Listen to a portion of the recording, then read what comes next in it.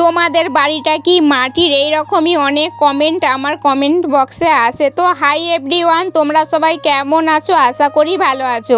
আজকের ভিডিওটা তোমরা শেষ পর্যন্ত দেখো, তোমরা অবশ্যই সব কিছু জানতে পারবে। আমাদের বাড়ি কোথায়, আমার বাড়িটা কিসের বাড়ি, সমস্ত কিছু আজকে তোমাদেরকে আমি এই ভিডিওতে জানিয়ে দেবো।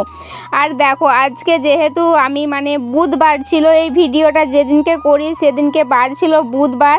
আর বুধবারে কিন্তু আমি সকাল করে রান্না করে নিয়েছিলাম। আগের ভিডিওটা তোমরা দেখিয়েছিলে, আমি চারিদিক কিন্তু পরিষ্কার করছিলাম। আর বৃহস্পতিবার হলে কিন্তু বাঙালিরা বাড়িতে নাতা ঝাঁটা পরিষ্কার সমস্ত কিছু করে।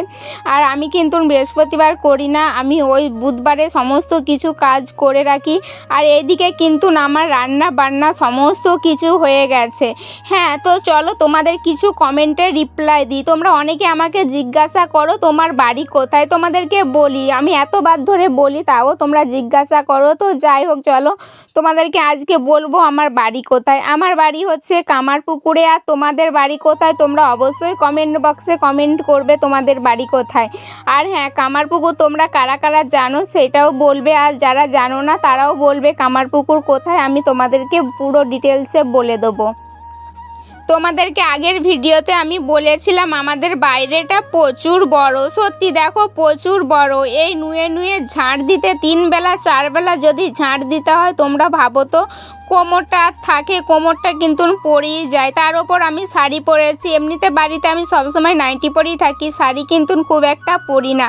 আজকে জানি না কেন শাড়ি পরেছিলাম। তো যাই হোক, দেখো আমি কিন্তু বারটা চারিদিকটা ঝাড় দিয়ে দিচ্ছি। পুরোটা কিন্তু আমি ভিডিওতে একদমই নিতে পারছি না, কারণ এত বড় বার, ওর জন্য সমানভাবে নেওয়া যাচ্ছে না। তো যাই হোক, আমি বারটা ঝাড় দেওয়ার পর কিন্তু আমি ন্যাতা দেবো।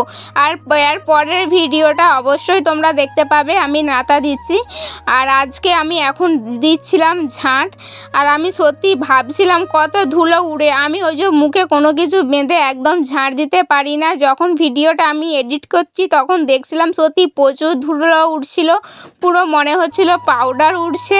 তো যাই হোক, এখন যেহেতু গরমকাল পড়ে গেছে আর শীতকালটা অতটা নেই। আর শীতটা কিন্তু ওই সকালের দিকে থাকলেও বিকালের দিকে আর থাকে না, রাত্রের দিকে থাকে। তো যাই হোক, যখন থাকে তখন কিন্তু আমরা লেপের তলায় থাকি। যখন শীত পরে আসে, শীতটা যখন বেশি থাকে আমরা তখন লেপের তলায় থাকি।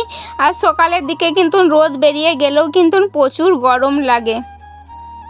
বাড়ির এই সব কাজকর্ম করতে কিন্তু আমার বেশ ভালোই লাগে। আর দেখো, এত বড় যেহেতু বার, আমরা 3 বার ঝাড় দিই, এখন দিচ্ছি